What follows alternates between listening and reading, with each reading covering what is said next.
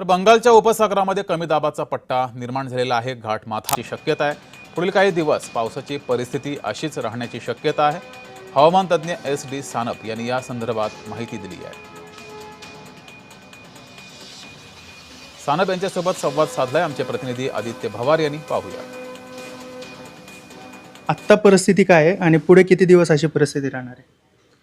आत्ता जर बघितलं तर कोकण किनारपट्टी आणि पुण्याचे घाटमाथे त्याचबरोबर सातारा आणि कोल्हापूरच्या घाटमाथ्यांसाठी सुद्धा ऑरेंज अलर्ट आहे. म्हणजेच मुसळधार ते अतिमुसळधार पावसाची शक्यता येणारे 2-4 दिवस या ठिकाणी आहे. आजचं जर बघितलं तर ऑरेंज अलर्ट आहे या रिजनसाठी. आणि मध्य महाराष्ट्राचं जर बघितलं तर मध्य महाराष्ट्रातील बहुतांश ठिकाणी येलो अलर्ट आहे. तो वादळी पावसासाठी आहे. विजांच्या कडकडाटासह पाऊस मध्य महाराष्ट्रातील काही ठिकाणी पडू शकतो. त्यानंतर विदर्भामध्ये गडचिरोली, भंडारा, गोंदिया, चंद्रपूर या ठिकाणी मुसळधार पावसाची शक्यता आहे. दक्षिण मध्य महाराष्ट्र